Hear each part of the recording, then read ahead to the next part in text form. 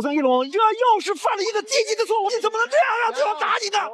注意看，武僧一龙的金钟罩铁布衫突然失灵，脑袋硬扛8次重击，直接被打的强制关机。至此，中国功夫彻底在美国擂台颜面扫地，被 KO 一次不过瘾，没过几天又被美国大兵格罗特重重的打躺在地上。中国功夫被沦为了世界上最没有用的传统武术。死神方便忍不了，同样都是传统武术的奠基人，方便是要打穿美国擂台为一龙报仇，力证中国功夫。还没等方便找他们算账，结果美国大兵自认为自己已经天下无敌，不惜乘坐航空母舰远赴中国擂台点名挑战方便。难道他真以为击败了武僧一龙就可以在中国擂台横着走吗？话就不多说了，来让我们欣赏一下方便的精彩表现。红色拳套是中国勇士死神方便，蓝色拳套是美国泰拳第一人艾德加。从比赛一开始，这家伙就没有任何犹豫，拿着犀利的拳脚进攻和引以为傲的泰拳招式，直逼死神方便内围做动作。这不仅仅是一场复仇之战，更多的是传统武术与泰拳之间的较量。他们美国人总是以为他们美国搏击是天下第一，再加上泰国高手提供的泰拳技术，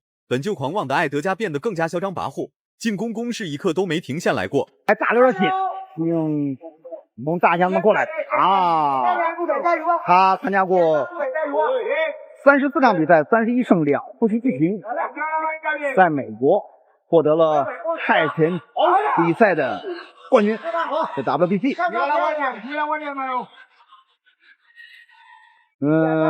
我想他在第2、第3局能比他第一局会打得好一点。他尤其是第一局这个一开局方便那个下劈，他是害怕，因为你要知道，方便最擅长的就是他的下劈步，他的一旦给他你强任你强我有，安徽死神方便，传统武术专治各种不服，再加上方便是中国散打界的佼佼者，在中远距离方便占据着绝对的话语权和优势，完全不给艾德加在中近距离实施太多有效进攻的机会。很快方便就控制住了艾德加，并将比赛节奏牢牢掌握在了自己手中。别看方便一直在后退，其实方便的进攻极具有针对性，时时刻刻都可以给艾德加带来不可挽回的伤害。在全国武术散打级评分上5次获得亚军，他是个典型的散打选手，但在自由搏击比赛当中，把散打和自由搏击两者融为一体，不放着。你说他在比赛当中很少用膝法啊，就和那穆斯林一样，但是他的拳法的变化丰富，最关键的一点，他对比赛的控制力是极强，他会根据不同的选手来使用不同的战术。你像这个艾德加，在这个艾德加真的以为击败了武僧一龙一次就可以无法无天了吗？那他也太天真了。死神方便是何等人物，论打架方便还真没有服过谁。不管对手是猛打猛冲的日本死士，还是拥有丰富比赛经验的美国陆战队队长，方便都能在第一时间掌控比赛节奏，间接性的将对手吊起来卯足了劲往死里打。此时艾德加所面对的可是正值巅峰能打17的方便，因为这个最高腿他太低，现在方便想借腿摔较难。这是方便准备要下击了。现在方面不跟你拼拳，一看你拼拳冲那么猛的情况，我用那种侧踹啊，转到后蹬来控制一下的，这就是经验和能力。你看他盯住了在提不着情况下，我突然一个近身。观众朋友们，第6届环球拳王争霸赛男子80公斤的比赛开始了。第2回合开始了，艾德加就像是一个没有脑子的进攻机器，不管方便实施什么样的进攻招式还是限制动作，都无法阻挡艾德加发起猛烈进攻。然而方便依然是老三样，要么打完就后撤，要么打完就搂爆，要么将对手控制在中远距离耗，也能把对手耗死。方便的作战计划很是简单明了，就算艾德加能在短时间内侦破方便的计划，但依然无法给方便制造巨大威胁。咱们展示我是个混血儿，我有双重国籍。这名这个选手虽然在美国获得 WBC 的这个世界泰拳里突的这种冠军，挺硬，就是他的这个摆拳力量很大。他的说要让方便把头抬起来。他说这个好像方便用头碰对手啊。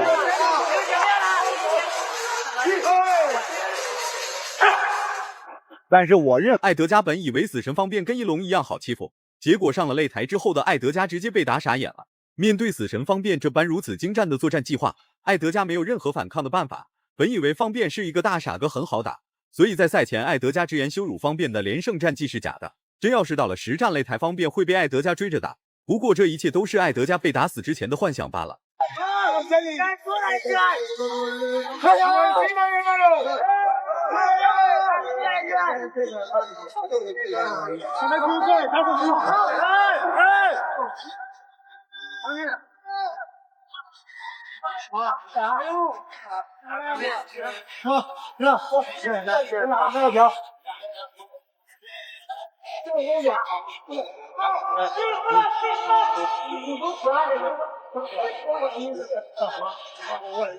快点，自己快点！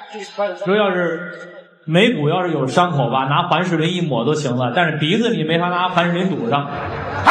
艾德加的眉弓和眼角受到了不同程度的损伤，但这些丝毫不影响艾德加对方便发起猛烈进攻。在方便眼中，艾德加就是一个会蹦会跳的小丑罢了。精准有力的散打招式彻底将艾德加打崩溃，丧失理智的艾德加已经疯了，完全不顾方便所实施的任何进攻招式，就算是顶着方便进攻也要发起攻击。掌握大比分优势和比赛节奏的方便体会轻易让艾德加好过，必须要让艾德加陷入度秒如年的困境。对他的核心进行了一种起来，这是典型的泰式的一种摔法动作，那么在我们比赛当中是不允许使用的。死神方面，这是他的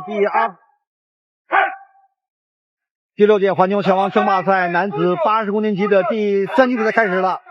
红方死神方面，蓝方是第3回合开始了。此时的艾德加除了被暴揍就是被方便吊起来打，完全没有任何的反抗余地。不过艾德加的抗压能力不是一般的强，挨到了这么多次重击和有效进攻，艾德加依然能保持在不被击倒读秒的前提下对方便发起反抗。虽然他是美国国籍，但艾德加有一个小波球之美誉。泰拳根基雄厚的艾德加身体素质也很过硬，面对方便这些针对性击打，艾德加完全不会因为这些进攻而被打废。现在方面一共利用这种移动的方式是不对的那么不要跟对方打这种，尽量要拉开距离，用腿。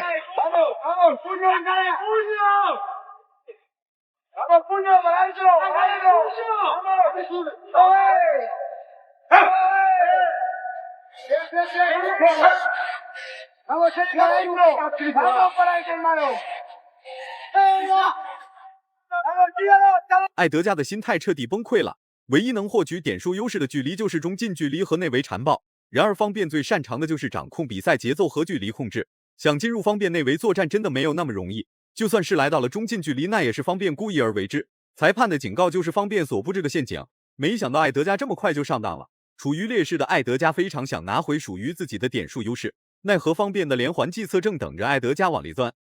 不能连续击打，这时候方便应该起高边上头，对，然后下踢腿，转身的后边拳，比赛打得更丰富一点，不要老逗他。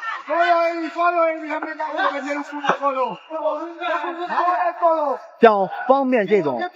右侧有点想下潜这个动作，对方一个摆拳下是非常危险的。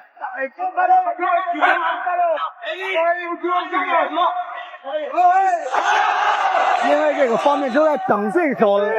踢腿来踢腿摔。来，你来，我还接着摔你。然后他利用一下方面动跟。距离比赛结束的时间越来越紧凑，艾德加依然无法将有效进攻打在方便身上。不仅如此，方便还会时不时将大脚丫子踹在艾德加的脑袋上，虽然伤害性不大，但侮辱性极强。他就控制比赛节奏是很强，他不给你拼力量硬碰硬的打，他溜你一会儿，通过移动使艾德加你打不着我，就打急了，而且你还浪费体能。而这个方面利用这种移动来找机会，这让他发起猛烈的进攻。